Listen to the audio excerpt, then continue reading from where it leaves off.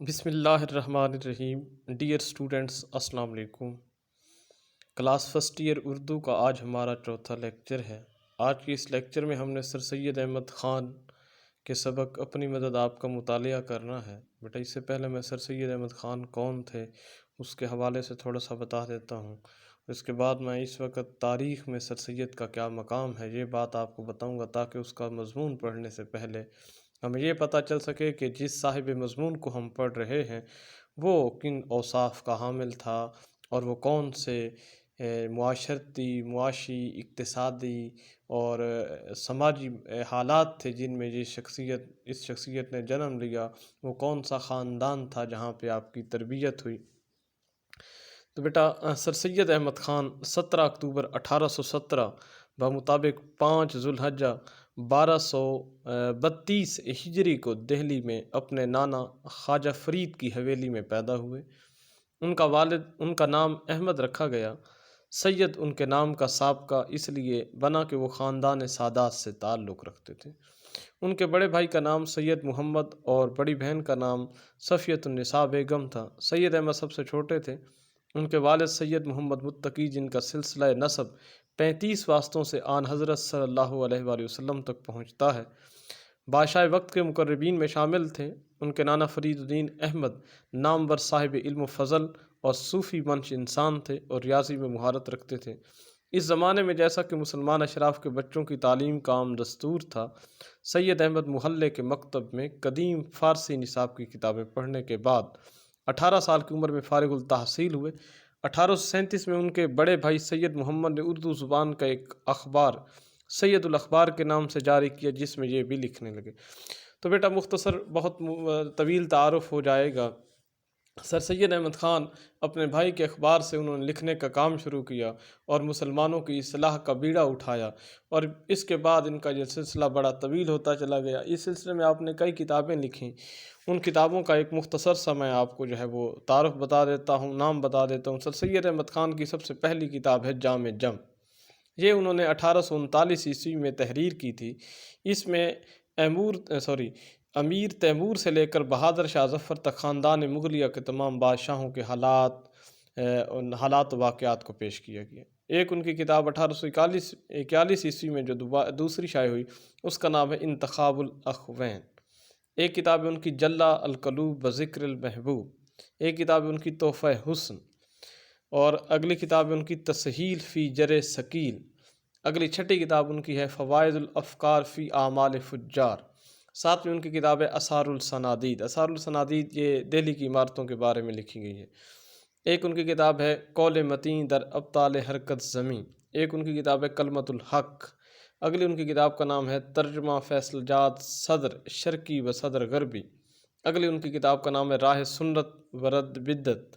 اگلی ان کی کتاب کا نام ہے نمیکہ در بیان مسئلہ تصور شیخ سلسلۃ الملوک ترجمہ کیمیائے سعادت۔ ایسی بہت ساری کتابیں ہیں جو انہوں نے لکھیں۔ کچھ رسالے بھی، جیسے رسالہ اسباب بغاوت ہند ان کا بڑا اہم ہے۔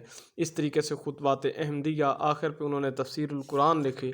تو یہ بہت ساری کتابیں ہیں۔ تاریخ سرکشی بجنور لکھی اور تاریخ بجنور لکھی، تحقیق لفظ نصارہ لکھا۔ بہت ساری سر سید احمد خان کی کتابیں ہیں۔ تبین الکلام بھی انہوں نے لکھی۔ تو بات کو مختصر کرتے ہیں تو میں آپ کو سر سید کے اسلوب کے بارے میں تھوڑی سی بات بتا دیتا ہوں کہ سر سید کا اسلوب بیاں کیسا تھا، تاکہ آپ کو پتہ چل سکے۔ بیٹا سر سید کی تصانیف میں علمی حقائق بھی ہیں اور لطائف بھی۔ یہ بڑی خوبصورت بات آپ نے نوٹ کر لینی ہے، اور یہ آپ تشریح کے دوران لکھ سکتے ہیں کیا کہ سر سید کی تصانیف میں علمی حقائق بھی ہیں اور لطائف بھی۔ ان میں مزاح کی چاشنی بھی ہے اور درد و اضطراب بھی۔ ان میں تذکرہ ماضی بھی ہے اور حالات حاضرہ سے دلچسپی بھی۔ سر سید نے مضمون نویسی کی ابتدا 1836 عیسوی سے کی۔ اس وقت ان کی عمر 18-19 برس تھی، اور اپنی زندگی کے آخری ایام یعنی مارچ 1898 تک وہ تصنیف و تالیف میں برابر مصروف رہے۔ انہیں مضمون نویسی سے خاص رغبت تھی۔ دوستوں کی موجودگی میں بھی وہ برابر اپنے اس شغل میں منہمک رہتے تھے۔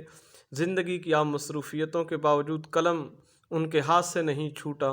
ان کی تحریریں دو حصوں میں تقسیم ہوتی ہیں بیٹا۔ ابتدائی دور کی تصانیف کا انداز قدر پرتکلف ہے، دوسرے دور کی تحریروں میں مطلب نویسی مد نظر رکھی گئی ہے اور عبارت آرائی پر بہت کم توجہ دی گئی ہے۔ 1857 کے بعد انہوں نے عبارت آرائی کو بالکل ترک کر کے سلاست اور سادگی اختیار کی اور مختلف قسم کے مضامین کے لیے ایسی زبان استعمال کی جو ہر قسم کے مفاہیم بیان کرنے کے لیے مناسب ذریعہ اظہار تھی، اور اس کے ساتھ اس میں جوش و خروش اور اثر اندازی کا جو جوہر ہے وہ بھی موجود تھا۔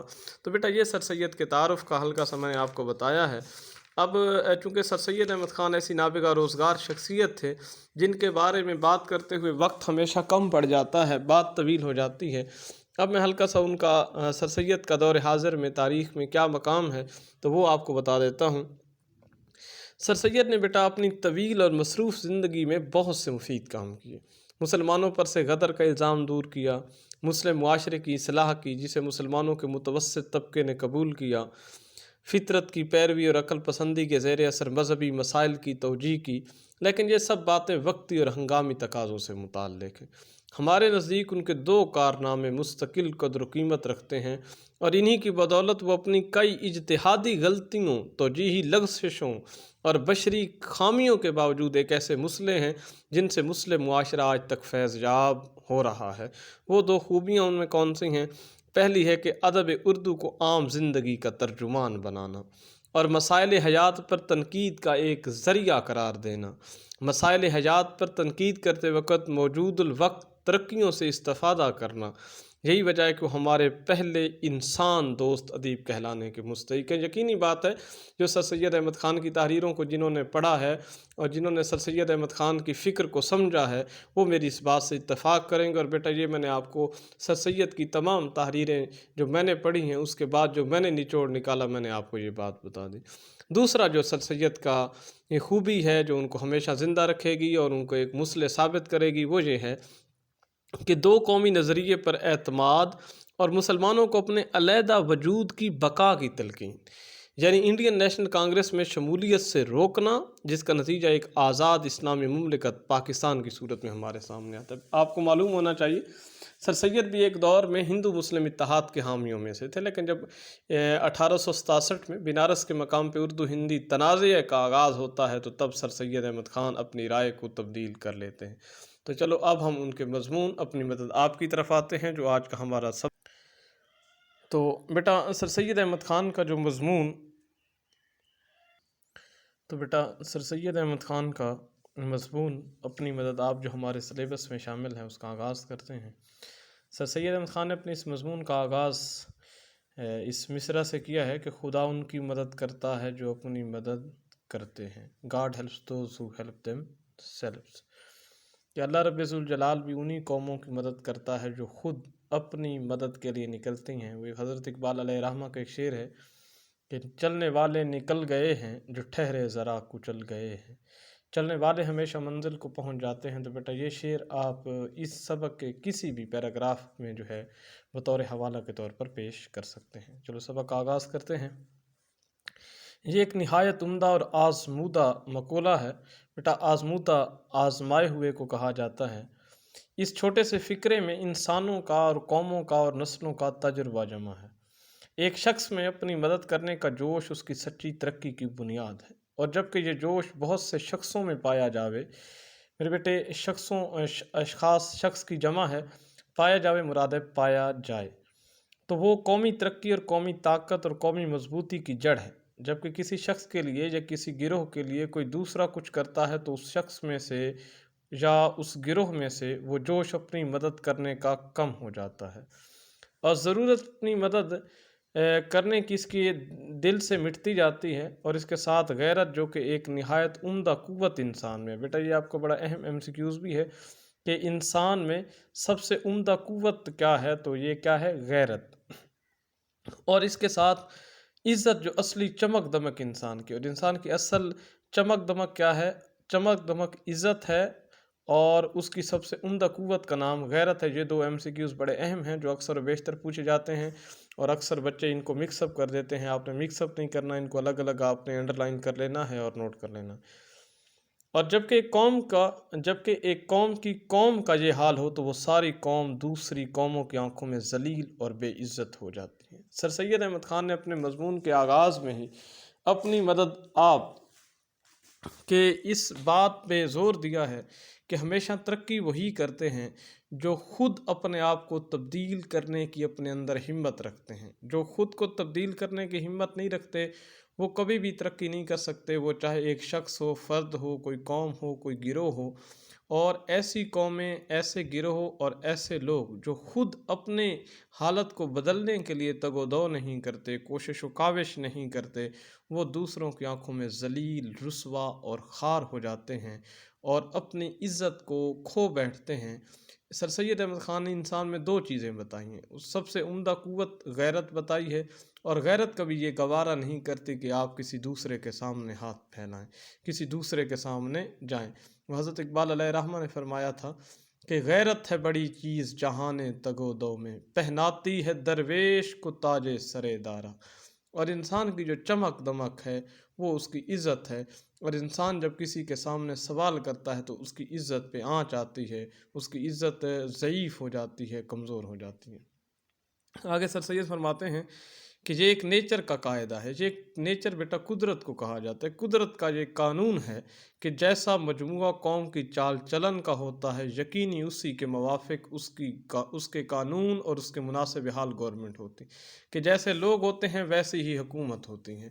چونکہ حکومت نہیں لوگوں میں سے بننا ہوتا ہے۔ اگر لوگ اچھے ہوں گے تو ظاہری بات ہے حکومت بھی اچھی آئے گی، اگر لوگ برے ہوں گے تو پھر حکومت بھی بری آئے گی۔